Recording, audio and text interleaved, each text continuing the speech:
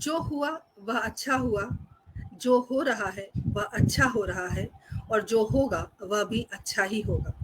तुम भूत का पश्चाताप न करो, भविष्य की चिंता न करो, वर्तमान चल रहा है। तुम्हारा क्या गया जो तुम रोते हो? तुमने क्या पाया था जो तुमने खो दिया? तुम क्या लेकर आए थे जो नष्ट हो गया? नमस्कार, वैभवी एक बार फिर हाजिर है पुस्तक पर चर्चा कार्यक्रम लेकर। आप सभी सोच रहे होंगे कि आज वैभवी को क्या हो गया, वैभवी गीता के उपदेश क्यों दे रही है।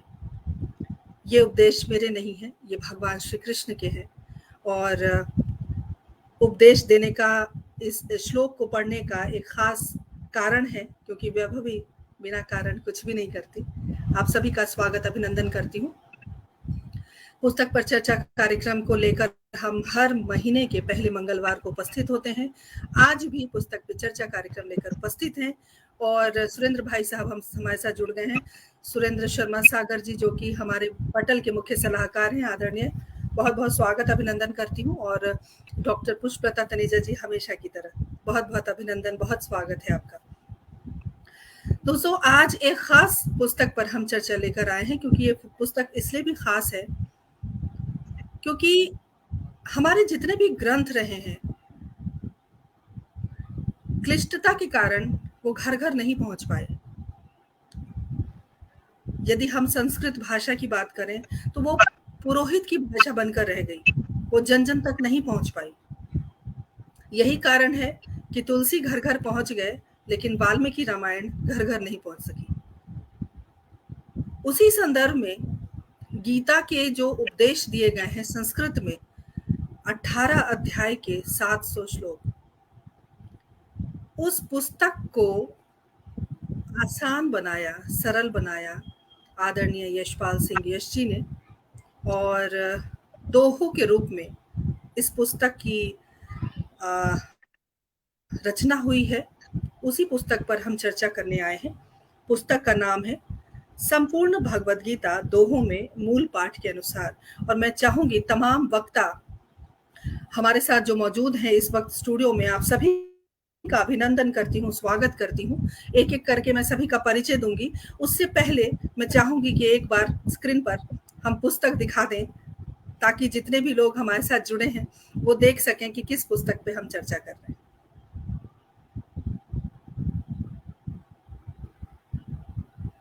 मेरी ही पुस्तक दिखाई नहीं दे रही, क्योंकि लैपटॉप से मैं जुड़ी हूँ जी।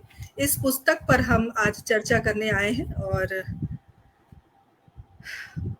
बहुत सुंदर पुस्तक। और इस पुस्तक के बारे में क्या कहूँ, बहुत सारी बातें।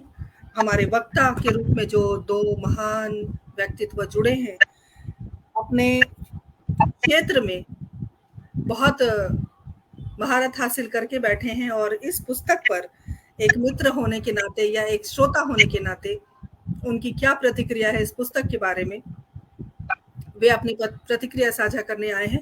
तो आदरणीय अरविंद मिश्रा जी और उमानाथ त्रिपाठी जी, बहुत बहुत अभिनंदन, बहुत स्वागत है आप सभी का हमारे इस पुस्तक पे चर्चा कार्यक्रम में। और छोटा सा मैं परिचय, क्योंकि बातें बहुत करनी है, पुस्तक बहुत महत्वपूर्ण है, परिचय छोटा सा मैं दूंगी। आदरणीय अरविंद जी का छोटा सा परिचय मैं देना चाहती हूँ। एक सुपरिचित विज्ञान कथाकार है। अब आप ये सोचिए कि हमारे कार्यक्रम से ऐसे ऐसे लोग जुड़ रहे हैं जो अपने आप में एक अनोखे कार्य को सिद्ध करके बैठे हैं। अब विज्ञान का कथाकार कैसा हो सकता है? और लेकिन हमारे कार्यक्रम की शोभा बढ़ाने आए हैं। सर, बहुत बहुत अभिनंदन, स्वागत है आपका। आप विज्ञान के कथाकार हैं। आप Indian science fiction rights association के संस्थापक एवं सचिव हैं। विज्ञान संचार और विज्ञान कथा के अनेक कार्य शिविरों और सम्मेलनों में आपने सत्राध्यक्ष के रूप में कार्य किया है। पीसीएसटी 2010 के 11वें वैश्विक विज्ञान संचार सम्मेलन दिल्ली में विज्ञान तथा सत्र की अध्यक्षता आपने की। और मेरी आवाज नहीं आ रही है? आपकी आवाज म्यूट हो गई। मेरी आवाज सुनाई दे रही है आप लोगों को? आ रही है आवाज आपकी? जी जी आ रही है।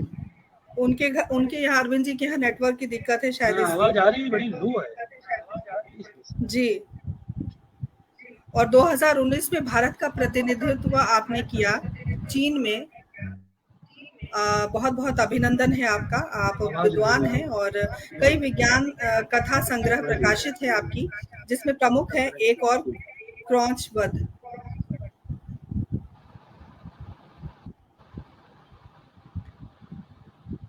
जी। तो ये परिचय है आपका। और छोटा-सा परिचय मैं और देना चाहती हूँ। इलाहाबाद विश्वविद्यालय से प्राणी शास्त्र में आप डॉक्टरेट हैं। उत्तर प्रदेश सरकार में लोक सेवक के रूप में 34 वर्ष सेवा के उपरांत 2017 में आप सेवानिवृत्त हुए और अब जौनपुर स्थित अपने गांव में, अपने परिवेश में, अपने लोगों के बीच निवास कर रहे हैं और अध्ययन मनन कर रहे हैं। बहुत-बहुत अभिनंदन, बहुत-बहुत स्वागत आपका। और हमारे साथ कवि उमा नाथ त्रिपाठी जी मौजूद हैं। मेरे ज़बान पे उमाकांत जो नाम है वो बिल्कुल सटीक बैठा हुआ है, इसलिए मैं बार-बार आपके नाम को लेने में थोड़ा-सा गड़बड़ हो रही हूँ। खैर कोई बात नहीं, बहुत-बहुत अभिनंदन पुनः आपका। और हल्का-फुल्का माहौल मैं बनाकर रखती हूँ कार्यक्रम में, ताकि आपको आपकी जो रोचकता है वो बनी रहे कार्यक्रम से। और आप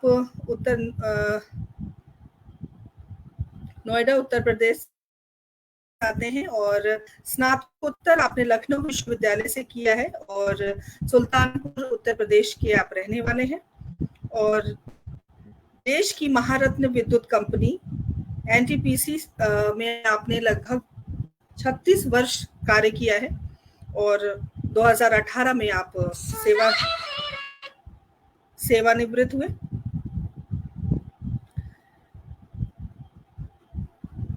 लेखन का भी आपका बहुत अच्छा अनुभव रहा है। 20-25 वर्ष का आपका अनुभव है लेखन का, इसीलिए आपने अपने नाम के आगे कवि उमानाथ त्रिपाठी रखा है। और बहुत बड़ा परिचय है आदरणीय आप लोगों का, और मेरे लिए बड़ा मुश्किल है इतना बड़ा परिचय पढ़ना फिर भी।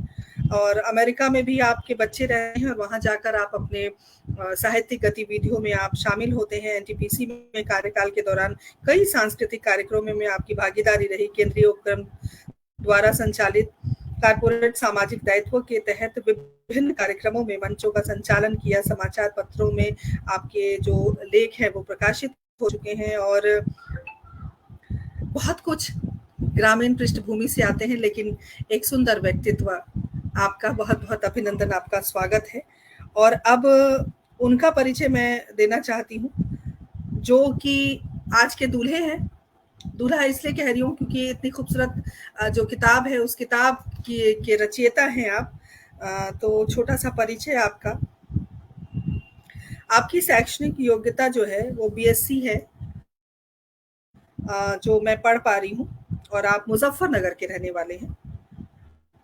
एमए अंग्रेजी साहित्य में किया है आपने और काव्य संग्रह मंजर गवाह है 2016 में प्रकाशित हुई, हिंदी गीता काव्य 2019 में, आंखिन देखी 2021 में, जीवन गरम चाय की प्याली 2022 में। तो ये आपकी पुस्तकें रही हैं। उसके अलावा भी कुछ छोटा सा परिचय मैं ज़रूर देना चाहूँगी। बहुत सारी उपलब्धियाँ हैं।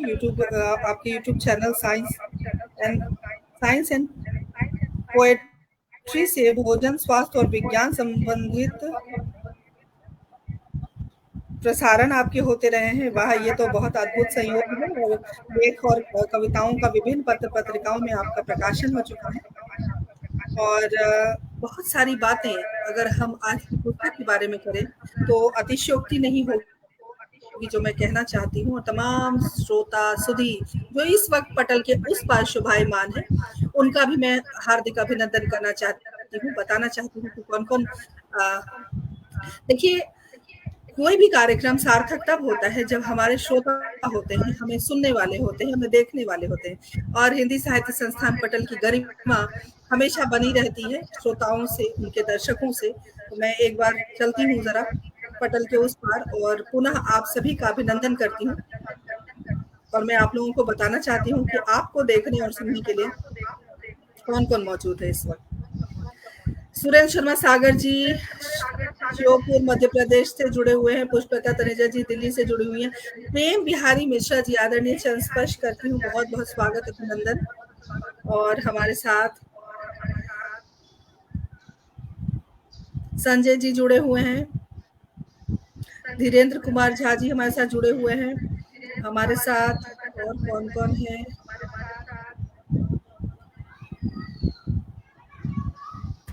बेबी जी, मुझे कुछ भी नहीं सुनाई पड़ा अभी तक, तो मैं अपना वक्तव्य दे दूंगा। और मुझे दुख होगा कि शायद मैं किसी की बात सुन नहीं पाऊंगा। मेरा हियरिंग सिस्टम काम नहीं कर रहा है और सर मैं बिल्कुल नहीं सुन पा रहा हूँ कि आप क्या कहा जा रहा है। सर आप दोबारा से जुड़िए, दोबारा से जुड़िए।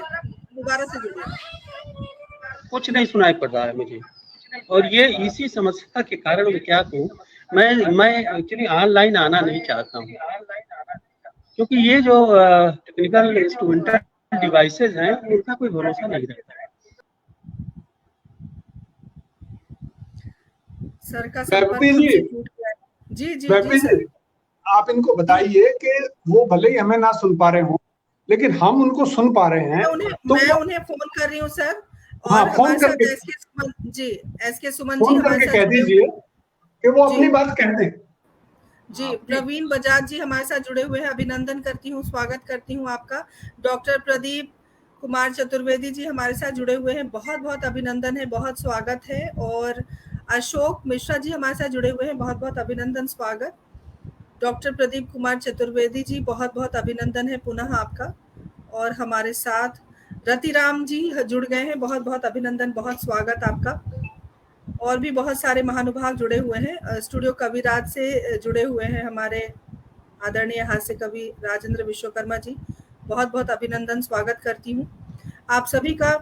सुभाष सिंह जी हमारे साथ जुड़े हुए हैं, अभिनंदन, स्वागत है आप सभी का स्वागत करती हूँ। और एक बेहतरीन पुस्तक पे चलिए चर्चा करते हैं। जब तक कि हमारे दूसरे वक्ता हमसे जुड़े तब तक मैं उमानाथ त्रिपाठी जी से आग्रह करती हूँ, कृपया एक श्रोता होने के नाते जो ये पुस्तक है, इस पुस्तक के बारे में आपकी क्या राय है और पुस्तक पढ़ के आपको कैसा महसूस हुआ, क्योंकि ये दो जितने श्लोक हैं 700 श्लोक को दोहों में पिरोना एक लेखक की मेहनत भी है और उसको पढ़ना, उसको समझना, बहुत सारी चीजें चलती हैं साथ में। तो जब आपके हाथ में ये किताब आई तो आपके सबसे पहला विचार आपका क्या आया और इसको पढ़ के आप कितने आनंदित हो पाए और कितना आपको बेहतर लगा? स्वागत है जी। बहुत बहुत धन्यवाद बेबी जी। सर्वप्रथम तो मैं संक्षिप्त में आपने मेरा परिचय दे ही दिया है। मैं एनटीपीसी में कार्यरत था, 36 साल में काम किया है। 2018 में मेरा सेवानिवृत्त हुआ। उसके पहले लेखन चलता था, लेकिन इधर जब से सेवानिवृत्ति हुई तो काफ़ी समय मिला। और मेरा मूल स्थान जो है सुल्तानपुर ज़िला उत्तर प्रदेश से है। मैं लखनऊ में रहता हूँ, इस समय लखनऊ में हूँ, कभी कभी नोएडा में रहता हूँ। बच्चों के पास कभी कभी नोएडा वहाँ पर हमारे बच्चे यूएस में हैं, वहाँ जाते रहते हैं। और लेखन की बहुत अच्छा है। दूसरा, सिंह साहब के बारे में कि जो किताब था, जैसे मैंने सुना इस चीज़ को मंगाया, क्योंकि अध्यात्म में मेरा इस पर विशेष रुचि है। जहाँ तक है, मैंने वाल्मीकि रामायण भी पढ़ा है और अपने जीवन में 30-40 वर्ष हो गया मैं तुलसी की रामायण डेली पढ़ता हूँ। प्रतिदिन मेरा एक स्वभाव बन गया है। इस समय मेरा वाल्मीकि रामायण चल रहा है। गीता भी पढ़ा हूँ। गीता का ज़्यादा तो मैं नहीं पढ़ पाया था, उसका कारण आप भी बता सकती हैं। तो सर्वप्रथम मैं यहीं से शुरू करता हूँ। पहले तो आज के मुख्य अतिथि हमारे आदरणीय यशपाल सिंह यश जी, जिनसे मेरा परिचय अभी जल्दी हाल में ही हुआ है इसी पुस्तक के दौरान। आप बहुत ही सौम्य, बहुत ही विनम्र, बहुत ही विद्वान हैं। आप साहित्यकार हैं, रचनाकार हैं, गजलकार हैं, और सबसे अच्छी बात तो आपका मैंने एक यूट्यूब देखा जिसमें आप चिकित्सा क्षेत्र में भी इतना सुंदर आप ज्ञान रखते हैं। आपका इतनी विधाओं में जो है इतना पकड़ जो है वास्तव में एक अप्रतिम जो है ज्ञान है, जिसके लिए आपको बहुत बहुत धन्यवाद। जहाँ तक इस पुस्तक की बात है, तो सर्वप्रथम मैं यहाँ पर इस पटल पर, हाँ, एक पटल पर मैं पहली बार जुड़ रहा हूँ, इसलिए वैभवी जी संचालिका को हमारा बहुत बहुत धन्यवाद देता हूँ जो आपने इस पटल पर बुलाया। इस पटल के मुख्य संयोजिका आदरणीय सुदर्शन शर्मा जी, सुधी जी, मुख्य सलाहकार आदरणीय सुरेंद्र शर्मा जी, सागर जी, संयोजक राजीव अग्रवाल जी, और आज की पटल कार्यक्रम संचालिका वैभव जी का यथोचित प्रणाम, स्नेह व अभिनंदन। आपका हम धन्यवाद ज्ञापित करते हैं। तो जैसा कि मालूम है कि आदरणीय यशपाल सिंह जी अप्रतिम ज्ञान के धनी है। आप पर माँ शारदे की साक्षात कृपा है। आपके इस पुस्तक के बारे में मैंने जब सुना कि आपने इसको पुस्तक पर लिखा है संपूर्ण भगवत गीता दोहों में, मैं बहुत ही प्रसन्न हुआ। आपका लिंक मैंने मंगाया, तुरंत इस किताब को मंगाया। जैसा कि आपने भी बताया कि भाषा आम ऐसी होनी चाहिए जो जनमानस के समझ तक पहुंच सके। वाल्मीकि द्वारा रचित संस्कृति में क्या कारण है कि आज तक उसको जो है लोग नहीं पढ़ पा रहे। ऐसा नहीं है कि हमारे देश में विद्वान नहीं है, संस्कृत के अच्छे विद्वान हैं, लेकिन उनकी संख्या बहुत कम है। उसका हिंदी रूपांतर करके आजकल कोई नहीं जाना चाहता। हमारे मध्यकालीन उसमें जब हमारे ये तुलसीदास जी ने जब तुलसीदास की रामायण लिखी गई है अवधी भाषा में, आज कितना पॉपुलर हो गई है। और यहाँ तक कि जो अनपढ़ हैं, पढ़ना नहीं जानते हैं, वो भी तुलसीदास जी की दोहा को और चौपाई का मनन करते हैं। यहाँ तक कि कुछ लोग ऐसे हैं जो कि बिना पढ़े हुए उनको पूरी कंठस्थ है पूरी रामायण।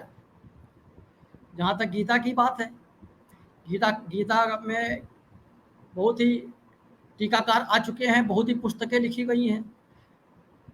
और गीता का जो मूल है भगवत गीता का, संस्कृत तो है ही है, संस्कृत वाले तो समझ सकते हैं, लेकिन जो हिंदी भाषी हैं, आम जनमानस है, वो नहीं समझ सकता है। उसका जो गीता का हिंदी रूपांतर है वो भी हिंदी इतना सरल नहीं है, बहुत ही क्लिष्ट है, बहुत ही दिमाग लगाना पड़ता है। तो आदरणीय सिंह साहब ने जो ये काम किया है दोहों के रूप में ला करके इस चीज को, बहुत ही अच्छा है। और इतनी शुद्ध सरल उसमें लिखा है कि इसमें कुछ समझने लायक है ही नहीं कि जो जिसमें हम प्रश्न करें कि ये इस चीज का भाव क्या है। हम सांख्य योग पढ़ते थे, सांख्य योग में क्या होता था हमारे खुद ही समझ में नहीं आ रहा है। सांख्य योग क्या होता है, ज्ञान योग, भक्ति योग तो कुछ तो पढ़ने पड़ता था, सांख्य योग नहीं पढ़ता था। आपने बहुत बढ़िया उसको जो है दोहों में ला करके उसको सबके सामने रखा, बहुत ही प्रशंसा के पात्र हैं। हम तो यही कहते हैं कि इस पुस्तक को ज्यादा से ज्यादा लोगों को पढ़ना चाहिए। तो गीता हमारी भगवत गीता साक्षात भगवान श्री कृष्ण अर्जुन को कुरुक्षेत्र में उपदेश देते, अपने उनके मुखार बिंदु, ऐसा नहीं है कि तो बाकी तो हम दूसरे की सुनी हुई बात कर रहे हैं, इसमें भगवान ने श्री कृष्ण बोला है। उस बात को आपने इतनी सरलता से लिखा, मुझे यही लग रहा था जैसे भगवान श्री कृष्ण कुरुक्षेत्र में बैठे हुए हैं और अर्जुन को उपदेश दे रहे हैं। और ये लग रहा है कि हमारे सिंह साहब श्री कृष्ण के रूम में बैठे हैं और अर्जुन को उपदेश दे रहे हैं। मुझे यही लगा है। और इतनी शुद्ध उसमें लिखा कि बहुत आनंद आया। इसको तो मैंने शुरू से और लास्ट तक पढ़ा, उसके बाद मैंने आपको अपनी विवेचना दी कि हाँ ये पुस्तक वास्तव में पढ़ने योग्य है। ये बहुत ही सरल शब्दों में दोहों के रूप में कम पढ़े लिखे लोग भी इस चीज को समझ सकते हैं, इसको जरूर पढ़ना चाहिए। और गीता का जो गीता में जो हमारे भगवान श्री कृष्ण ने बताया है, उनके आदर्श पर हम चलें तो हमारा जीवन इतना कल्याणमयी होगा। इससे ज्यादा गीता के उस पर कोई पुस्तक ऐसी नहीं है। तो इस पर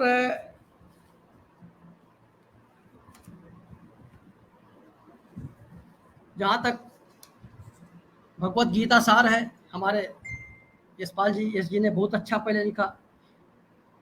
एक जगह मैं कहीं पढ़ रहा था कि भगवान श्री कृष्ण कहते हैं कि हम सर्वप्रथम ये गीता भगवान सूर्य को सुनाया था। इसमें क्या सच्चाई है हमारे सिंह साहब बताएं। मैंने एक जगह पढ़ा हुआ है, सूर्य ज्ञान का प्रतीक है, तो अगर अर्जुन को सुनाया यहाँ पर तो इसका मतलब ये पहला प्रथम उनका नहीं है, इसके पहले भी गीता थी। अगर भगवान सूर्य को यह सुनाया है तो भगवान श्री कृष्ण बोलते हैं तो ये ईश्वरीय वाणी है जिसमें संपूर्ण जीवन का सार है। बहुत से लोग हैं इसको लिखते हैं, इसके ऊपर टीका करते हैं, इसमें जितना ही घुसा जाए, जितना ही अंदर जाया जाए, इसका तत्व ही इतना वो है। मैं कौन हूँ, किस तरह से हमारे सिंह साहब ने इसको बोला हूँ कि मैं कौन हूँ, ये शरीर क्या है, हमारे शरीर का आदि और अंत क्या है। हमारे गीता में तो ये बोला गया, देह त्याग के बाद शरीर कहाँ जाता है। एक विचार का प्रश्न बहुत शुरू से रहा है, हमेशा रहा है, हमेशा ही रहेगा। क्योंकि बिना खुद को गए तो कुछ समझ में नहीं आता, और लिखे पढ़े में कितना विश्वास है उसके ऊपर है। तो अपनी अपनी भ्रांतियां हैं, लेकिन हमारे गीता में भगवान श्री कृष्ण ने कहा है, यदा यदा हि धर्मस्य ग्लानिर्भवति भारत अभ्युत्थानम अधर्मस्य तदात्मानं सृजाम्यहम्। हमारे कुछ इसमें आज जो हम सिंह साहब के सामने बैठे हैं तो कुछ हमारे इस प्रश्न भी में जो हमारे दिमाग में आ गए थे, तो उसको भी आपस में हम लोग चर्चा करेंगे। आत्मा का स्वभाव क्या होता है, बहुत अच्छा आपने बोला है। पूर्ण शुद्ध ज्ञान, आनंद, शांति, यही हमारा उत्तम स्वभाव है। जो हमारे इसके विपरीत हम काम करते हैं वो अधर्म कहा गया है। भगवान कहते हैं कि जब जब धर्म की ग्लानि होती है हम उतार लेते हैं। एक हमारे आदरणीय मिश्रा साहब हैं, तो हमारी बात अगर सुन रहे होंगे तो मैं ये मेरा अपनी एक जिज्ञासा है, क्या भगवान अवतार लेने के लिए विवश हैं या अपनी स्वेच्छा से नरलीला के लिए करते हैं? ये मेरे दिमाग में ऐसे ही आया है। अगर धर्म की ग्लानि है तो इसका मतलब वो विवश हैं, उनको आना ही है। वो धर्म की स्थापना के लिए उनका उत्तरदायित्व है कि वो धरती पर आएंगे, लेकिन ये उनकी विवशता है या उनका जो है अपना इच्छा पर है, ये भगवान है। और जहाँ तक आपने बताया कि इसमें 18 अध्याय उसका सर मैं आपसे एक निवेदन करना चाहती हूँ, आप अपनी बात जरूर रखें, लेकिन चूंकि हमारे जो अरविंद सर हैं उनका नेटवर्क बार बार चला जाता है, तो मैं चाहती हूँ कि आप अपनी बात बाद में रखें, पहले हम उन्हें सुन लेते हैं। बिल्कुल बहुत सही, मैं भी सुनना चाहता हूं। अरविंद सर मेरी आवाज आप तक पहुंच रही है? मेरी आवाज पहुंच रही है? त्रिपाठी जी बहुत अच्छी बात है, बिल्कुल आ रही है आपकी आवाज। जी आप अपने वक्तव्य आप बहुत धन्यवाद, बहुत धन्यवाद। और त्रिपाठी जी बहुत बढ़िया बोल रहे थे, बड़ा ज्ञानार्जन हो रहा था। बहरहाल मेरी जो अपनी समस्या है नेटवर्क जाने की, तो मैं अपनी बात कहना चाहता हूँ। पहले तो कुछ चंद सेकंड बता दूं कि मेरी गीता में अभिरुचि कैसे उत्पन्न। मैं विज्ञान का छात्र हूँ, मैंने इलाहाबाद यूनिवर्सिटी से पीएचडी किया, और मैं जब एमएससी में इलाहाबाद यूनिवर्सिटी में पढ़ रहा था तो डॉक्टर कर्ण सिंह का एक आए हुए थे, डॉक्टर कर्ण सिंह, और उनकी एक बड़ी अच्छी छवि व्यक्तित्व था। तो हम लोग, तो मैं छात्र था, सुनने के लिए गया उनको, और बड़ा विद्वतापूर्ण भाषण उनका होता ही था। उस दिन भी बहुत ही प्रभावित करने वाला भाषण था। यद्यपि कुछ समझ में नहीं आया, लेकिन ये जो भी समझ में आया उससे लगता था कि बड़ा पांडित्यपूर्ण था उनका कथन। तो एक तरह से वो उम्र ही होती है कि ऑटोग्राफ लेने की और फैन किसी का होने की, आइडल वर्शिप की। तो हम कुछ छात्र लोग पहुंचे उनके पास, और मैंने कहा सर आपका ऑटोग्राफ चाहिए। ऑटोग्राफ बुक मैंने बढ़ा दिया उनके सामने। तो उन्होंने सत्यमेव जयते नान्यर्थम लिखते हुए नीचे कर्ण सिंह लिखा और फिर पूछा कि गीता पढ़ते हो? मैंने कहा सर नहीं पढ़ता, ये तो मैंने पढ़ा नहीं गीता। तो उन्होंने कहा देखो गीता अवश्य पढ़ना और शुरू करो गीता पढ़ना। मैं लौटा तो मेरे मन में बार बार ये प्रश्न पहुंच रहा था कि गीता पढ़ने के लिए क्यों कहा इन्होंने, और मैं तो विज्ञान का छात्र हूँ, मुझसे क्या मतलब गीता से। तो लेकिन मैंने कहा जब इतने बड़े महापुरुष ने ये बात मुझे कही है तो मैं गीता पढ़ूंगा। गीता मैंने पढ़ना शुरू किया और पहले तो कुछ समझ में नहीं आता था, लगातार पढ़ा, पढ़ता रहा और आज भी प्रतिदिन कुछ श्लोक मैं पढ़ता हूँ। तो तरह तरह के अर्थबोध होते गए और नए नए बोध होते गए, और जब चीजें समग्रता में समझना मैंने शुरू किया, थोड़ा बहुत अध्यात्म की जानकारी, अल्प जानकारी जब होनी शुरू हुई तब चीजें समझ में आने लगी। इसलिए मुझे बहुत सुखद आश्चर्य है कि हमारे बीच जो यशपाल सिंह यश जी ने जो ये नायाब कृति रखी है, सबसे पहले ऐसी कृति के लिए स्वयं का अध्ययन मनन और उस जो कहा गया है उसको आत्मसात करना, उसको हृदयंगम करना, उसके बाद ही कोई कृति लिखी जा सकती है। तो सबसे पहले मेरे मन की जो प्रशंसा भाव था और किंचित जिज्ञासा भी थी, जब पहली बार मेरे सामने आया और मैंने नेट पे देखा कि एक संपूर्ण भगवत गीता दोहों में एक पुस्तक आई है, तो मैं यशपाल सिंह जी से कुछ कार्यक्रमों में पहले से परिचित था। तो मेरे मन में एक तो सहज जिज्ञासा हुई कि देखिए क्या लिखा है इन्होंने। पुस्तक मुझे मंगानी, मेरे पास आ गई पुस्तक और मैंने पढ़ना शुरू किया और मैं चमत्कृत रह गया। चमत्कृत इसलिए रह गया कि गीता जैसे गूढ़ ज्ञान, जैसा कि श्री कृष्ण जी ने कहा कि गूढ़ ज्ञान है, अध्यात्म वैसे ही गूढ़ ज्ञान होता है, उसको समझ करके इन्होंने उसको सरल रूप में, सहज बोधगम्य रूप में उसको, और वो भी दोहों में उसको भाव व्यक्त उसकी जो उन्होंने की, ये सचमुच बहुत ही प्रशंसनीय कार्य है। और ये अधिक से अधिक लोगों में पुस्तक जानी चाहिए, क्योंकि संस्कृत का ज्ञान हमें बहुत से लोगों को नहीं है अब, और कभी कभी दुख होता है सुनकर के लोग कहते हैं संस्कृत एक मृत भाषा है। मैंने हमेशा इसका प्रतिवाद किया कि संस्कृत एक मृत भाषा नहीं है, उसको जानने की, समझने की आवश्यकता है। मैंने भी तो 8वीं तक संस्कृत पढ़ी थी और अभी भी संस्कृत का कोई खास ज्ञान नहीं, लेकिन जो पुस्तक है सर, संस्कृत मृत भाषा नहीं है, लेकिन उसकी संस्कृत से हम के कारण रंजन तक वो संस्कृत पहुंच नहीं पा रही है, और पहुंचने यही कारण है कि संस्कृत ये अलग मैटर हो जाएगा, और इसके बहुत सारे कारण रहे हैं जिसकी वजह से संस्कृत को क्लिष्ट मानकर दूर रखा गया। इसके बहुत कारण हैं, लेकिन आप अपनी बात जरूर पूरी करें। लेकिन उससे पहले मैं आपको बताना चाहती हूँ, बहुत सारे दर्शक हैं जो आपको देख और सुन रहे हैं। प्रदीप कुमार चतुर्वेदी जी, डॉक्टर प्रदीप कुमार चतुर्वेदी जी, सभी को मेरा नमस्कार जी। आप अपनी बात रखें। कविता काव्य सखी हमारे साथ जुड़ी हुई हैं, अभिनंदन, स्वागत करती हूँ। आप अपनी बात रखिए सर। सर मेरा काम है, बीच बीच में मैं इंटरप्ट करती रहूंगी, आप अपनी बात रखें। कोई बात नहीं।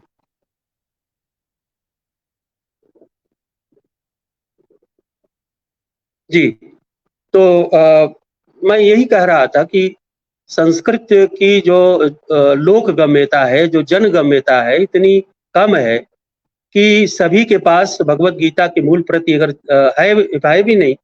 दुख की बात है कि सभी, अगर आप देखें तो रामचरितमानस तो है, लेकिन गीता की प्रतियां बहुत से लोगों के यहाँ है नहीं। और संस्कृत में पढ़ करके एक तो गीता प्रेस का बड़ा योगदान रहा, तो उसने मूल संस्कृत श्लोकों के साथ उसका अन्वय और उसका अर्थ दिया है, उसी से मैं प्राय गीता पढ़ता हूँ। और गीता, क्षमा करिएगा मुझे बार बार श्रीमद् भगवत गीता कहना चाहिए, लेकिन मैं संक्षेप में गीता शब्द का इस्तेमाल कर रहा हूँ, तो क्षमा करिएगा इसके लिए। तो मैं ये समझता हूँ कि जो गीता प्रेस की गीता है वो सबसे अच्छी गीता है, और उसी को पढ़ करके अर्थबोध करना चाहिए, उससे ज्यादा विचलन नहीं होता है। और ये जो मुझे सबसे अच्छी बात लगी यशपाल सिंह यश जी के जो उसका दोहानुकृति है उसमें कि वो मूलार्थ से उसका विचलन न के बराबर है। एक दो जगह है, मैंने जब इसकी विधिवत समीक्षा की थी तो इन बातों को मैंने यशपाल जी से कहा था, लेकिन वो उनकी एक सीमा है कि दोहे में आप, यद्यपि उन्होंने गागर में सागर भरा है, लेकिन कुछ ऐसी चीजें हैं जिसमें बहुत पुराना इतिहास है, बहुत से ढेर सारे नाम हैं, तो उनका उन्होंने अपने तरीके से समझ करके बिल्कुल सही ढंग से उसको प्रस्तुत किया है। उसमें कहीं कोई विरोधाभास नहीं लगता है। और ये वही मैं कह रहा था कि बिना अर्थ समझे पद्यानुवाद करना असंभव था, और वो भी दोहों में इन्होंने ये चमत्कार कर दिखाया है। ये बड़ी सुखद बात है, इसलिए मैं इसको रिकमेंड करता हूँ कि अधिक से अधिक लोगों में जाए और ये पढ़ी जाए किताब। और सहज ही ये बुद्धिगम्य है, सामान्य ज्ञान का व्यक्ति भी इसको सरलता से समझ सकता है। अध्यात्म के गूढ़ार्थ को हिंदी में इतने सरल ढंग से प्रस्तुत करना ये सचमुच प्रशंसनीय है। मैंने ये देखा ना, आप जो फ्लैग है पूरी कृति में कहीं से भी आप पढ़ लीजिए, ये नहीं, लेकिन ऐसे मैंने कई जगह ऐसे ही एट रैंडम मैंने ये फ्लैग लगा कर रखा था कि एक दो जगह मैं इसको, एक दो जगह अगर अनुमति दें आप तो मैं पढ़ करके एक दो जगह सुनाऊं कि कितने सरल ढंग से उन्होंने बात को रख दिया है, और थोड़ा सा समय का और ये कितना अच्छा लगता है समझने में। जरूर पढ़ें आप जी। अब ये कुछ है, सांख्य योग दूसरा अध्याय है जिसमें वो ज्ञान की चर्चा होती है और ज्ञान को श्री कृष्ण सर्वोपरि मानते हैं। यद्यपि भक्तों के प्रति उनका विशेष लगाव है, और ये उन्होंने कई बार कहा है कि ज्ञान को मैं सर्वश्रेष्ठ मानता हूँ, लेकिन भक्त उनको सबसे अधिक प्रिय हैं। तो जो ज्ञानी भक्त है वो तो सबसे ज्यादा प्रिय होगा। तो ये उनकी बात का मर्म मैं समझता हूँ रहा होगा। और आत्मा को लेकर के जो भाव है, शरीर नश्वर है, हम सभी नश्वर है, सब कुछ खत्म हो जाएगा, लेकिन आत्मा की जो अमरता है, जो नित्यता है, वो उस पर जो गीता में एम्फेसाइज किया गया है, वो एक जीवन को एक बड़ा सकारात्मक एक प्रेरणा देता है जीवन को। क्योंकि वो बार बार ये बात आती है कि हम खत्म हो जाते हैं, हम नहीं खत्म होते। और गीता में तो ये भी है कि हमारा जो पुनर्जन्म होता है, हमारी आत्मा से हमारे जो भाव है वो सब यथावत जाकर के नए शरीर को प्राप्त हो जाते हैं, और हमारा पूरा व्यक्तित्व भी जो है दूसरी जगह, हालांकि योनियों की बात है और जैसे कृत्य है उस तरह से योनियों का निर्धारण किया गया है, वो अलग विषय है। तो गीता के बारे में यशपाल जी कहते हैं कि अविनाशी उसको समझ जो है सब में व्याप्त, अविनाशी उसको समझ जो है सब में व्याप्त, ना परिवर्तनशील वह, ना वह कभी समाप्त। आत्मा अविनाशी सदा, मिटता सिर्फ शरीर। आत्मा अविनाशी सदा, मिटता सिर्फ शरीर, फिर क्यों मरने से डरे, युद्ध करो तुम वीर। वो अर्जुन को बार बार उत्साहित कर रहे हैं कि ये तुम नश्वरता का राग कहाँ से लेकर शुरू कर दिए, और जिस समय तुम्हें युद्ध करना है उस समय तुम कायरता की और जो बहुत ही दया का रूप ले लिए हो। तुम्हें अपना कर्म करना चाहिए, क्योंकि आत्मा तो अजर अमर है, आत्मा कभी मरती नहीं है, और तुम्हें मरने का मोह छोड़ देना चाहिए। और आगे भी इस तरह से बहुत सी बातें आती हैं। गीता की समझ में मुझे लगता है कि अभी भी विद्वानों में बड़ा मतभेद है, और मैं गीता को जिस रूप में मेरी अल्प बुद्धि के अनुसार देखता हूँ, गीता ये तो स्पष्ट सी बात है वेद के बाद का ही जो वैदिक कर्म कांड है, वैदिक कर्म कांड का एक तरह से परोक्ष रूप से सही गीता ने निंदा की है और विरोध किया है कि अनावश्यक कर्मकांड मत करिए, और ये ज्ञान का सही स्वरूप नहीं है। ज्ञान का जो सही स्वरूप है श्रीमद् भगवत गीता में, उसको समझने का प्रयास करिए। यहाँ पर जो उन्होंने कहा था कि अगर आपको गीता का ज्ञान हो जाता है तो सारे अन्य ज्ञान जो आप, ये जो समुद्र है, समुद्र जैसा ज्ञान है, अगर वो आपको मिलता है तो उसके सामने छोटे मोटे जो पोखर वाले, नदी तालाब वाले ज्ञान है, उसके सामने वो क्षुद्र हो जाएंगे, गौड़ हो जाएंगे। इसको यशपाल जी ने ज्ञानवान को वेद का बस इतना उपयोग पोखर जल का बाढ़ में जितना रहे प्रयोग। मतलब अगर आपने गीता का ज्ञान हासिल कर लिया तो बाकी सब ज्ञान, और उनका इशारा वही वैदिक कर्मकांडों की ओर है कि उसमें पढ़ने की जरूरत नहीं है। आगे उन्होंने मूल गीता में है कि पुष्पित भाषा का प्रयोग करते हैं लोग और तरह तरह से गुमराह करते हैं, तो उसके चक्कर में पढ़ने की आवश्यकता नहीं है। फिर यशपाल जी ने लिखा कि फल इच्छा से कर्म जो, कर्म योग से हीन, और ज्ञान हर कर्म से सदा उच्च आसीन। जो मैंने अभी ज्ञान की बात कही थी। और वेदों से निर्लिप्त जब अचल बुद्धि हो जाए, समाधिस्थ हो व्यक्ति तब सहज योग को पाए। तो ये देखिए सीधे सीधे गीता के आगे का उन्होंने एक जो सिनेरियो, एक परिदृश्य रखा है कि गीता से उतना ही आप अपना प्रयोजन रखिए, जिसमें उन्होंने एकदम से गीता को, वेद को नहीं नकारा है। उन्होंने कहा लेकिन अपने कर्मकांडों से दूर हटिए और उतना ही जिसके बारे में आगे उन्होंने कहा है कि वेद में क्या क्या उचित है जो हमें लेना चाहिए, बाकी जो त्याज्य है उसको छोड़ देना चाहिए।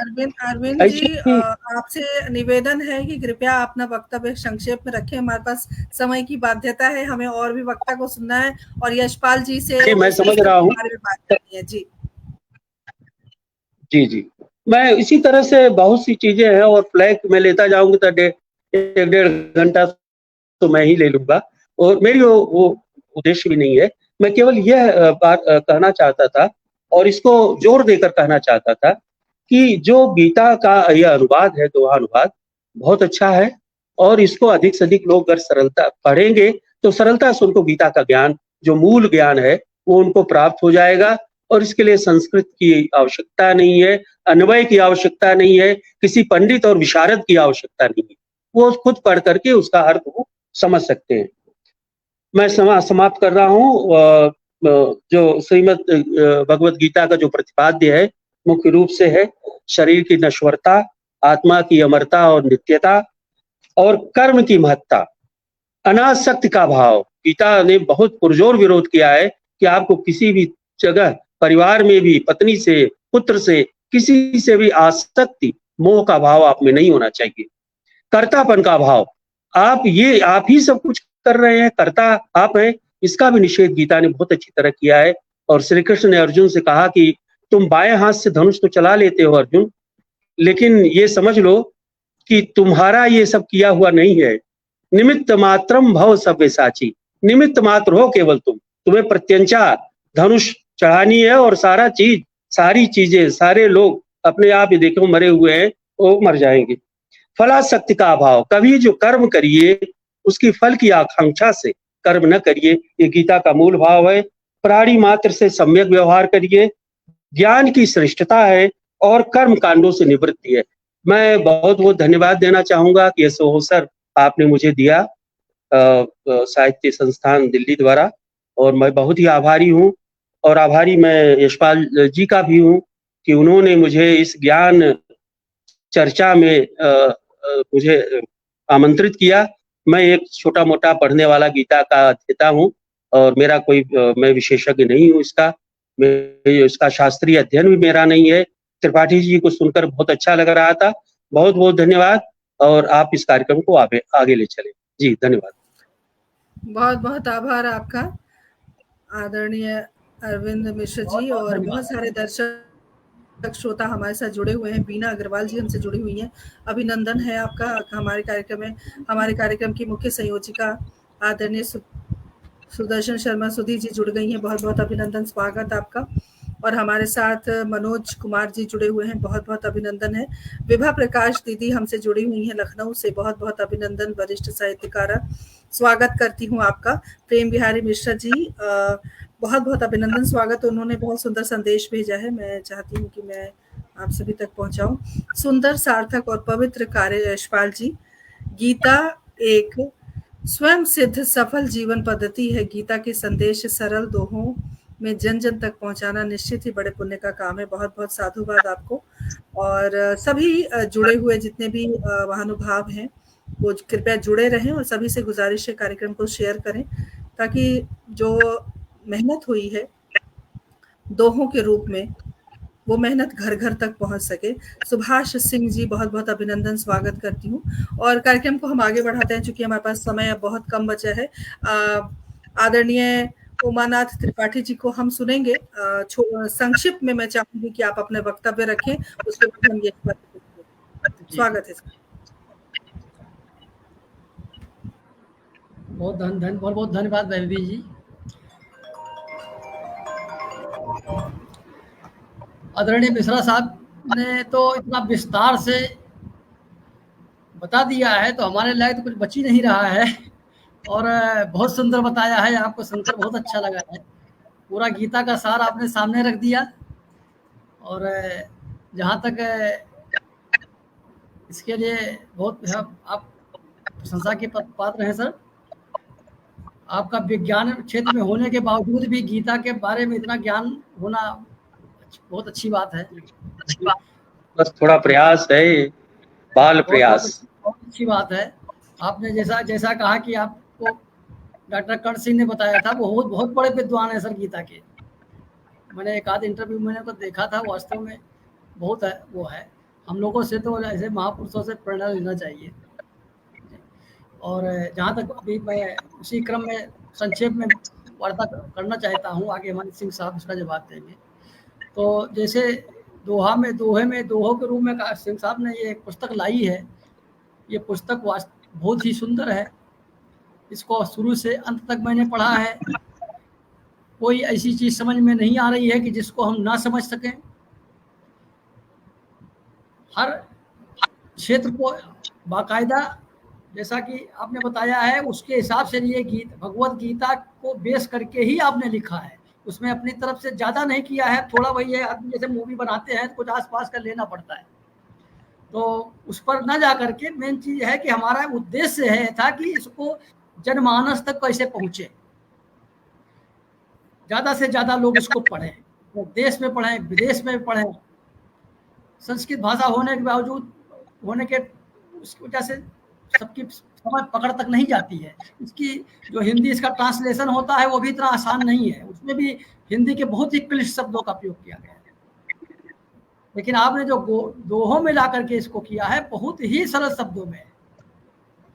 और हमारा तो वो है कि इसको ज़्यादा से ज़्यादा पाठकगण इस पुस्तक को पढ़े। और इस पुस्तक को तो मैं हमेशा रखूंगा। वो भगवत गीता में जो चीज़ समझ में नहीं आ गई, आज आ रही है, मुझे इससे ज्ञान प्राप्त हो रहा है।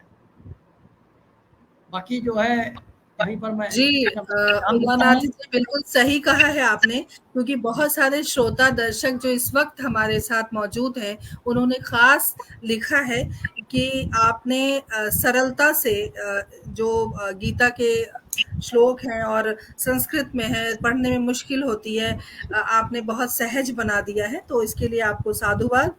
और बहुत सुंदर आप दोनों के वक्तव्य रहे हैं। और अब मैं सीधे सीधे चलती हूँ इस पुस्तक के लेखक आदरणीय यशपाल सिंह जी यश के पास, जो कि क्या जहन में आपकी बात आई और क्यों जरूरत महसूस हुई कि हम गीता को इस रूप में भी गढ़ सकते हैं, इस रूप में भी हम ला सकते हैं। और आज की जो पृष्ठभूमि है, जहां पर पाश्चात्य की ओर हम अग्रसर हैं, कितना बड़ा योगदान है इस पुस्तक का, और क्या सोचा आपने इस पुस्तक को गढ़ने से पहले। मैं आपका हृदय से अभिनंदन करती हूँ और मैं चाहती हूँ आप अपने वक्तव्य रखें। बहुत मेहनत की है आपने इस पुस्तक के लिए। और आदरणीय प्रेम बिहारी मिश्रा जी, बहुत बहुत आपका आभार व्यक्त करती हूँ हमसे जुड़े रहने के लिए। प्रवीण बजाज जी हमारे साथ लगातार बने हुए हैं, अनूप कुमार जी हमारे साथ बने हुए हैं, बहुत बहुत अभिनंदन, स्वागत आप सभी का। जिनके नाम मैं नहीं ले पा रही हूँ उनका भी अभिनंदन है, स्वागत है सर। धन्यवाद वेबी जी। सबसे पहले तो मैं आपके पटल को, सागर साहब को और सुदर्शन जी से मैं थोड़ा परिचित हूँ पटल पर, तो उनको भी मैं हार्दिक धन्यवाद देता हूँ। उमानाथ त्रिपाठी जी और डॉक्टर सुदर्शन दीदी को विशेष आभार, क्योंकि सुदर्शन दीदी ने ही मुझे आपके बारे में बताया कि आपने इस तरह की पुस्तक मतलब प्रकाशित करवाई है, आप उसके लेखक हैं। और पुस्तक पे चर्चा कार्यक्रम में हम आपको जरूर शामिल करें। और हमारा तो ये दायित्व है कि जितनी भी पुस्तकें आती हैं, हमारी कोशिश रहती है कि उस पुस्तक पर हम जरूर चर्चा करें। अभिनंदन है आपका। जी, वो स्वयं इतनी प्रभावशाली लेखिका हैं, मैं उनका जब भी वो लिखती हैं तो मैं उसको अच्छे से पढ़ता हूँ। तो उनकी रिकमेंडेशन है तो मुझे और भी अच्छा लगा कि ये उनके द्वारा आया है। और उमानाथ त्रिपाठी जी और डॉक्टर अरविंद मिश्रा, आपका बहुत-बहुत आभार सर। और वैभवी जी, मैं बताऊँ कि मतलब वैसे तो मेरे दोस्तों ने भी पढ़ा हुआ है भगवत गीता को, इसको पढ़ा मेरी किताब को, लेकिन बिल्कुल अपरिचित हैं एक तरह से त्रिपाठी जी और मिश्रा जी मुझसे। हम खाली पटल पर एक दूसरे से रूबरू हुए हैं। तो मैंने सोचा एक इंडिपेंडेंट राय जो है उन लोगों की ली जाए, जिनको जो व्यक्तिगत रूप से प्रभावित ना हो मुझसे, खाली इस लेखन पे अपनी राय रखें। और डॉक्टर अरविंद मिश्रा ने जब अपना मुझे भेजा तो वो काफ़ी उसमें कुछ उन्होंने बताई भी मुझे कि आपको ये त्रुटियाँ ठीक करनी है, और वो मैंने कर भी दी। इसमें मेरे लिए पॉसिबल है, ये इस प्लेटफ़ॉर्म पे है, तो सर आपका बहुत-बहुत आभार उसके लिए भी। और आगे भी कुछ आपको लगे तो मुझे ज़रूर कृपया बताइए। त्रिपाठी जी, बहुत-बहुत शुक्रिया आपका भी। आपने जो सवाल पूछा वैद्य जी कि क्यों लिखी, तो सवाल तो सबका है, जवाब भी वही कॉमन है। देखिए, गीता की जहाँ तक बात है, मेरे पिताजी को मैंने बचपन से देखा गीता पढ़ते हुए, हमारे घर में गीता की किताब रहती थी। कई बार प्रयास किया, हिंदी का भी पढ़ने का कोशिश किया, लेकिन पहले, दूसरे, तीसरे चैप्टर तक जाते-जाते वो रुचि जो है वो बनी नहीं रह सकी। और ये सिलसिला ऐसे ही चलता रहा। हम बैंक की सर्विस में थे, तो एक बार मैं ट्रेवल कर रहा था दिल्ली से मुंबई ट्रेन में, और मैं अक्सर अपने हाथ में एक किताब रखता हूँ, लेकिन उस दिन इत्तेफाक से नहीं थी। अब देखिए, इसको अच्छी किस्मत मानिए या खराब मानिए, मैंने वहां से जो पुस्तक सोचा कि खरीद लूं, तो मेरी नजर जो है डॉक्टर राधा कृष्णन की लिखी हुई गीता पर पड़ गई और मैंने वो किताब खरीद ली।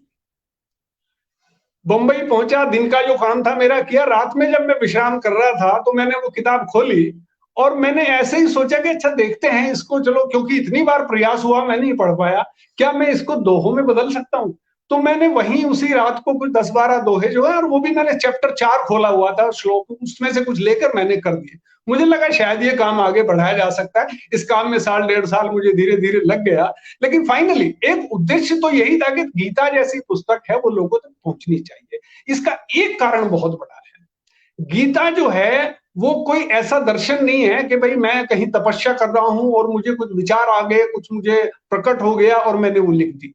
एक युद्ध के मैदान में एक योद्धा जो है, जो लड़ने के लिए गया है, जो हम सभी हैं, कहीं ना कहीं किसी युद्ध के मैदान में हम सब हैं, एक लड़ने के लिए गया है और वो ऐसा महसूस करता है कि इस लड़ाई से अच्छा तो बेशक मैं मर जाऊं, और वो कहता है कि राजपाट छोड़ो, मैं तो भीख मांग कर भी गुजर कर लूं। ये स्थिति है, यानी कि ये अवसाद की स्थिति में टोटली अर्जुन है। और उस अवसाद की स्थिति से गीता उसको हाथ पकड़कर जो श्री कृष्ण उस अंजाम तक पहुंचाते हैं कि वो उस अवसाद की स्थिति से लड़ पाता है, उसको ओवरकम कर पाता है और उस युद्ध के लिए तैयार हो जाता है जिसमें उसके सगे उसके सामने खड़े हैं। ऐसी स्थितियां हम लोगों के सामने सबके आती हैं कभी ना कभी। तो अगर ये गीता ऐसे व्यक्ति को युद्ध के मैदान में अगर हेल्पफुल हो सकती है, तो हमारे सामने तो परिस्थितियां उसके मुकाबले कहीं छोटी होती हैं। तो मुझे लगा कि जरूर ही गीता ऐसा एक माध्यम बन सकती है जिससे लोग जो हैं कुछ प्रेरणा ले सकते हैं। कहीं कुछ गांधी जी ने गीता पर लिखा है, उन्होंने गीता को माता कहा है, और उन्होंने कहा कि मुझे जब भी कोई मुश्किल आई तो मैंने गीता को पढ़ा, कंसल्ट किया और मुझे कहीं ना कहीं कुछ ऐसा मिल गया कि मुझे उससे मार्गदर्शन हो गया। तो ये एक प्रयास तो यही था कि ये लोगों तक पहुंचे। और जैसा पहले क्या है, दोहों की अपनी एक सीमा होती है, उसकी एक लयबद्धता भी होती है, उसके सब इशू हैं। तो इस किताब का उद्देश्य कोई बिल्कुल ऐसा नहीं है कि मैं कोई गीता का ज्ञानी हूं।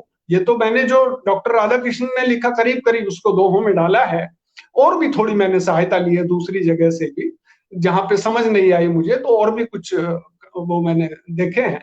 लेकिन ये है कि एक कम से कम एक आइडिया हो जाए कि गीता है क्या, इसमें बात क्या हो रही है। अगर इससे आगे आप जानना चाहते हैं तो बहुत कुछ अवेलेबल है। तो एक प्राइमरी जो एक मेरा मेरा जो मतलब एक प्रयास है वो ये है कि एक उत्सुकता तो पैदा हो कि हम इस ग्रंथ को पढ़ें। ये प्रयास था और यही कारण था कि मैंने सोचा। यशपाल जी, बहुत बेहतरीन बात आपने अभी कही, और टोकने के लिए मैं माफी चाहती हूँ। दरअसल टोकना जरूरी इसलिए हुआ क्योंकि आज मैं आकाशवाणी दिल्ली गई थी, वहां पर पुस्तकों के बारे में हमें चर्चा करनी थी।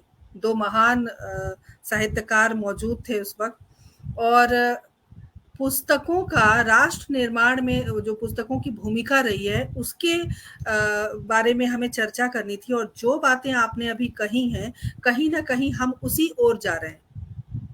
पुस्तक राष्ट्र का निर्माण करती है, पुस्तक चरित्र का निर्माण करती है, और जब हम सहजता से किसी भी ग्रंथ को ग्रहण करने की कोशिश करते हैं तो वो बहुत कुछ बदलाव लेकर आती है। तो बहुत अच्छी बात आपने कही, और मैं चाहूंगी कि मृत्युंजय कुमार श्रीवास्तव हमसे जुड़ गए, बहुत बहुत अभिनंदन, स्वागत करती हूँ, और आप सभी का अभिनंदन है। और यशपाल जी आप अपनी बात रखें। जी, मैं आप जितने भी प्रेम बिहारी मिश्रा जी जुड़े हैं और जितने भी लोग जुड़े हैं, बड़े वरिष्ठ लोग हैं। प्रेम बिहारी मिश्रा जी का बड़ा आदर करता हूं मैं। वीणा अग्रवाल जी जुड़ी हुई हैं, और भी मृत्युंजय जी आपने बताया, बहुत ही अच्छे सभी विद्वान और सभी अच्छे परिपक्व लोग हैं। और मुझे बहुत खुशी है कि आप सब जो है आज इस चर्चा में शामिल होने के लिए, सुनने के लिए आए हैं। मैं आपका अभिनंदन, आभार व्यक्त करता हूँ। तो अब ये तो उद्देश्य था, इससे आपके आगे कुछ सवाल है? नहीं तो मैं अपनी बात को कुछ और कहना भी चाहूंगा। नहीं, आप अपनी बात रखिए, जैसे ही दर्शक दीर्घा में कुछ प्रश्न आएंगे तो मैं आप तक पहुंचा दूं। जी, अब जब बात यह है कि गीता से लोगों का परिचय ही नहीं हो पाया है, क्योंकि संस्कृत है, और फिर जैसा त्रिपाठी जी ने भी बताया कि अगर हिंदी में ट्रांसलेशन भी है तो वो भी ऐसे है कि वो बहुत ज्यादा इंटरेस्ट आदमी का रख नहीं पाते। इसलिए सोचा कि चलो हिंदी में लिखी जाए, सरल हिंदी में लिखी जाए और दोहों में लिखी जाए, जिससे कि थोड़ा कंठस्थ भी हो जाए और उसको आप कभी ना कभी इस्तेमाल भी कर सके, क्योंकि जब पद होता है तो उसकी एक अलग ही उसका एक रस पड़ जाता है। तो अब इस परिचय की बात को मैं थोड़ा चाहता हूं कि मैं गीता की एक थोड़ा सा रन थ्रू आपको करूं कि ये गीता जो है किस दिशा में और कहां से शुरू होकर किस तरह आगे बढ़ी है, सो दैट ये परिचय उन लोगों तक पहुंच जाए जो आज मित्र आज सुनने के लिए आए हैं। अगर आपकी इजाजत हो तो मैं थोड़ा सा दोहों के माध्यम से ही इसको आगे बढ़ाने की कोशिश करूं। जी जरूर, मैं आपको बोलने वाली थी कि आपको देखिए, एक जो अभिभावक होते हैं, माता पिता होते हैं, उनके लिए किसी एक संतान को प्रेम करना बड़ा कठिन होता है। तो अगर मैं ये आपसे कहती कि आप अपने पसंदीदा दोहे पढ़ें तो आपके लिए थोड़ा सा मुश्किल होता, मुझे लगता है। तो फिर भी जो आप पढ़ना चाहें, हमारे दर्शकों को अपने मुखारबिंद से जो आप पढ़ेंगे वो सुनने में अच्छा लगेगा, तो वो आपके अपने भाव होंगे, तो आप जरूर पढ़ें। तो जैसे सभी जानते हैं कि भाई युद्ध का मैदान है, कौरव पांडव हैं, आपस में भाई भाई हैं और युद्ध का मैदान है, और अर्जुन कहता है भाई अब ये क्या हो गया। तो वहां से शुरू होता है। अगर पहला श्लोक देखा जाए तो वो ये है कि धृतराष्ट्र कहते हैं कि डटे जहां है पांडुसुत और हमारे लाल, धर्म क्षेत्र कुरुक्षेत्र का संजय बोलो हाल। वो अपने सारथी से कहते हैं कि भाई मुझे बताइए वहां पे क्या हो। अब सारथी जो वर्णन करते हैं उसमें जहां से एक्चुअली देखा जाए गीता की एक शुरुआत होती है वो ये है जब अर्जुन कहते हैं कि अर्जुन बोले कृष्ण से प्रत्यंचा को खींच, रथ मेरा लेकर चले दो सेनाओं बीच। अब देखिए, और वो कहता है कि देख सकूं किन पर यहां करना मुझको वार, दुर्योधन के पक्ष जो लड़ने को तैयार। अब देखिए, बात यह है कि ये तो अर्जुन को पहले ही पता था कि कौन कौन उसके पक्ष में खड़े हैं, लेकिन पता होना एक बात है और सामने खड़े होकर देखना एक बात है। इसीलिए जो है ये गीता आगे बढ़ी कि जब सामने देखा तब उसको लगा और खड़ा किया रथ मध्य में, कहे कृष्ण सुन पार्थ, इन कुरुओं को देख जो जुटे हुए युद्धार्थ। और अर्जुन के मन को हुआ देख बहुत आघात, भीष्म द्रोण को देखकर लगा कांपने गात। इनके साथ तो वो बड़े हुए थे, इनके हाथों से उन्होंने चलना सीखा था। तो वो कहते हैं कि मुख मेरा है सूखता अंग हुए निर्जीव, जलती है सारी त्वचा छूट रहा गांडीव, और केशव मुझको दिखता सब अपने विपरीत, इसमें किसका हित भला मारूं जिनसे प्रीत। और वो कहता है कि पुत्र भले धृतराष्ट्र के दे मुझको ही मार, अच्छा ऐसे पाप से करूं मृत्यु स्वीकार, और युद्ध नहीं करना मुझे ऐसा मन में ठान, शोक ग्रस्त हो पार्थ ने रखे तीर कमान। ये अर्जुन का प्रॉब्लम था। अब श्री कृष्ण को देखिए, बहुत खूब। श्री कृष्ण जो है वो अभी तक बिल्कुल चुप है। वो उसको पहली बार में टोक सकते थे कि अर्जुन क्या देखना चाहते हो तुम भाई, तुम्हें पता नहीं है कौन कौन है सामने। लेकिन नहीं, एक अच्छा गुरु एक शिष्य के सारे प्रश्न को पूरी गहराई से सुनना चाहता है, जानना चाहता है। कृष्ण देखना चाहते हैं कि ये किस गहराई से बात हो रही है। और वो शुरू में कहा, यशपाल जी, कृष्ण ने कहा कि एक तो तुम मोहग्रस्त हो, दूसरे पंडितों जैसी शब्दावली का प्रयोग कर रहे हो, पंडितों जैसा बोल रहे हो। मैं आ रहा हूँ सर उस पर।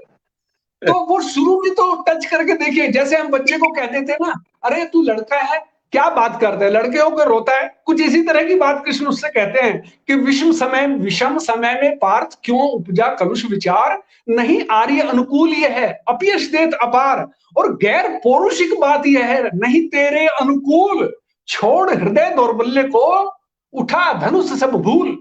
ये लेकिन ये तो अभी कृष्ण ने बोला, जैसे ताना दिया एक तरह से, जैसे हम बच्चे को समझा रहे हैं।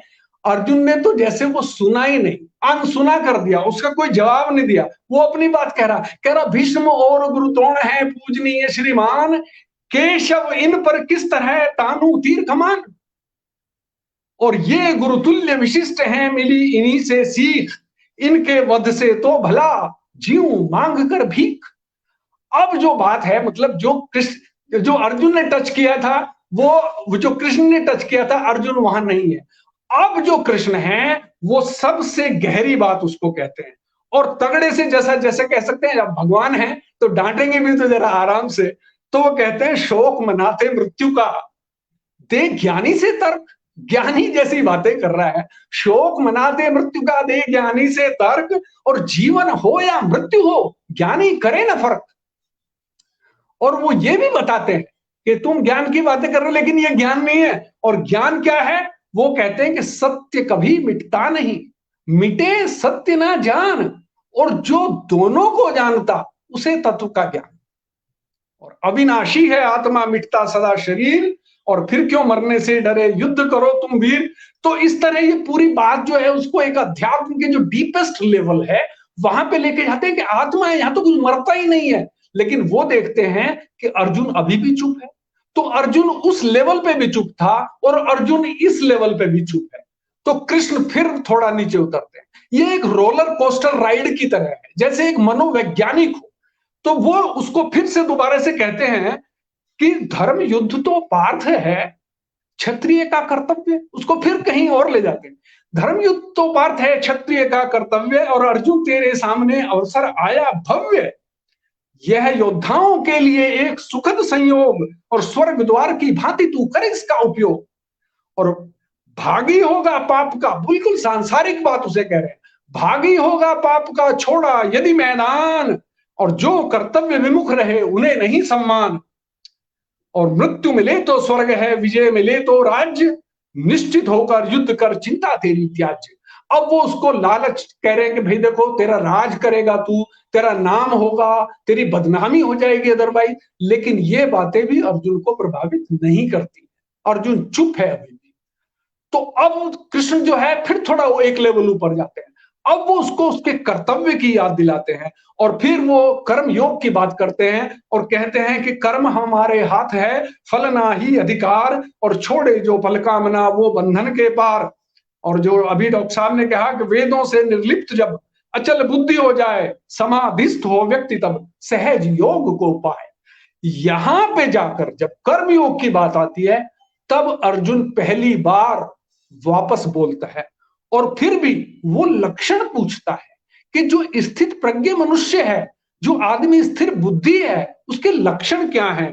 वो कहता है यह स्थित प्रज्ञ मनुष्य का व्यक्ति रहे थिर बुद्धि जो, कैसा हो ये प्रकार, कैसा उठता बैठता कैसा सब व्यवहार। तो ये सारी बातें अब जो है अर्जुन ने पहली बार कर्म की जब बात हुई वहां कहीं ना कहीं वो शायद उससे जुड़ पाया, और फिर आगे वो पूछता है कृष्ण से कि भाई एक तरफ आप ज्ञान की बात कर रहे हैं, एक तरफ आप कर्म की बात कर रहे हैं, जो दोनों में बेहतर है वो मुझे बताइए। तो कृष्ण उसको फिर वहां आगे कहते हैं कि कर्म ज्ञान दो मार्ग हैं जिनका किया बखान, और कर्म मार्ग योगी चले और ज्ञानी साधे ज्ञान। तो गीता की जो सबसे बड़ी ब्यूटी है वो ये है कि श्री कृष्ण ये नहीं कहते कि तू ऐसा कर, वो अलग अलग सारे रास्ते उसको बता देते हैं कि ये सारे मार्ग अवेलेबल हैं, और किसी भी अच्छे धर्म ग्रंथ का यही उद्देश्य होना चाहिए, क्योंकि हम सब अपने जीवन में अलग अलग पायदान पर खड़े हैं। किसी के लिए कर्म हो सकता है, किसी के लिए भक्ति हो सकती है, किसी के लिए ज्ञान हो सकता है। तो ये सारे रास्ते गीता खोलती है आपको, कृष्ण सारी बातें सामने रख देते हैं और फिर उसको कहते हैं कि भाई मैंने तो जो तुझे बताना था सब बता दिया, अब जो तेरी मर्जी है वो तू कर। और अर्जुन उसको लास्ट में कह देते हैं कि अब जो भी आप कह रहे हैं मैं वही करूंगा। और यहां पर गीता जो है एक तरह से यहां तक पहुंच जाती है और अर्जुन कहते हैं कृपा आपकी से मिटा मोह और संताप, अब मैं वैसा ही करूं जैसे बोले आप। और अंत में संजय जो है आखिरी दोहा है, गीता का आखिरी दोहा भी कह दूं, वो ये कहते हैं कि योगेश्वर केशव जहां जहां धनुर्धर पार्थ, वहीं विजय कल्याण है नैतिकता परमार्थ। वहीं विजय कल्याण है नैतिकता परमार्थ। तो इस तरह गीता जो है एक जर्नी है, एक यात्रा है, जो अर्जुन को कृष्ण स्टेप बाय स्टेप उसके सारे प्रश्नों को अटेंड करते हुए और बीच में उनको अपना रूप भी दिखाना पड़ता है, उसके बाद भी अर्जुन पीछा नहीं छोड़ता। क्यों नहीं छोड़ता? वो ऐसे जैसे कोई आपको सच्चा गुरु मिल जाए तो लगता है जितने भी डाउट है आज क्लियर कर लो। तो वो इसीलिए गीता जो है आगे बढ़ती रहती है और 18वें अध्याय में इस तरह आकर ये अंत होती है, जहां योगेश्वर केशव जहां जहां धनुर्धर पार्थ, वहीं विजय कल्याण है नैतिकता परमार्थ। तो ये मैं एक जर्नी आपके सामने रखी। बहुत बहुत धन्यवाद आपका। बहुत बढ़िया है यशपाल जी, और बहुत सारी शुभकामनाएं इस पुस्तक को रचने के लिए। और देखिए हम जो भी कर्म करते हैं, गीता भगवत गीता अगर हम पढ़ते हैं, कोई भी व्यक्ति पढ़ता है, तो हम सबको इस बात का ज्ञान है कि हम कुछ भी खुद से नहीं करते, स्वयं से हम कुछ भी नहीं करते, वो सब ईश्वर हमसे करवाता है। आज ये परिचर्चा होनी थी, पुस्तक पे चर्चा होनी थी, पुस्तक आपको लिखनी थी, ये सब नियति ने पहले से ही तय कर रखा था। और गीता नियति को दर्शाने की एक विधि है। और गीता में जितनी भी बातें लिखी गई हैं, जितनी भी बातें भगवान श्री कृष्ण ने कही हैं, वो सब यथार्थ में सत्य है। और इस पुस्तक के बारे में बहुत सारे दर्शक हैं, श्रोता हैं, जो बड़े कौतूहल के साथ बहुत सारे संदेश भेज रहे हैं। और संदेश इतने सारे आ गए हैं, बाढ़ आ गई है संदेश की कि मैं पढ़ नहीं पा रही हूँ। और चंचल शर्मा हमसे जुड़ी हुई हैं, अभिनंदन स्वागत करती हूँ। डॉक्टर प्रदीप कुमार चतुर्वेदी जी लगातार हमारे साथ बने हुए हैं। प्रवीण बजाज जी हमारे साथ लगातार बने हुए हैं। और बीना अग्रवाल जी ने आध्यात्मिक कार्यक्रम घोषित कर दिया आज। और शिवराज पाल सिंह जी हमारे साथ जुड़े हुए हैं, अभिनंदन करती हूँ, स्वागत करती हूँ। डॉक्टर अतुल कुमार सिंह लगातार हमारे साथ बने हुए हैं। और भी बीना अग्रवाल जी भी हमारे साथ बहुत समय से बनी हुई हैं, शुरू से ही बनी हुई हैं। मृत्युंजय कुमार श्रीवास्तव जी हमारे साथ बने हुए हैं शुरू से। और प्रकाश उपाध्याय जी, पुनः अभिनंदन, स्वागत आप सभी का। और जितने भी सुधी श्रोता दर्शक हमारे साथ जुड़े हुए हैं, मैं बताना चाहती हूँ कि हमारे हिंदी साहित्य संस्थान दिल्ली का अपना यूट्यूब का चैनल भी है। और अब से कुछ ही देर बाद यह कार्यक्रम यूट्यूब पर भी प्रसारित हो जाएगा, उपलब्ध हो जाएगा। आप सब से गुजारिश है कि हमारे यूट्यूब चैनल को सब्सक्राइब करें और बेल आइकॉन दबाएं, ताकि आने वाली जो भी गतिविधियां होती हैं उसका जो नोटिफिकेशन होता है वो सबसे पहले आप तक पहुंचे। हमारे 3 कार्यक्रम होते हैं। पुस्तक पर चर्चा महीने में एक बार, किरदारे जिंदगी हर बुधवार शाम 7 बजे, और परिचर्चा पिछले 1.5 साल से लगातार निर्बाध, बिना रुके, बिना थके हम करते आए हैं, शाम 7 बजे रविवार को। तो आप सभी से गुजारिश है कि हमारे चैनल को जरूर सब्सक्राइब करें। और बहुत सुंदर दोहे की पुस्तक आई है, और इस पुस्तक को आप सभी जरूर पढ़ें। और घर घर इस पुस्तक के कारण श्रीमद् भगवत गीता घर घर पहुंच जाएगी, और बहुत ही सरल शब्दों में, सरल भाषा में उसका प्रचार प्रसार भी होगा। क्योंकि हमारे धर्म ग्रंथों का प्रचार होना भी बहुत ज़रूरी है, क्योंकि आजकल हमारे बच्चे ही हमारे धर्म ग्रंथों के बारे में नहीं जानते।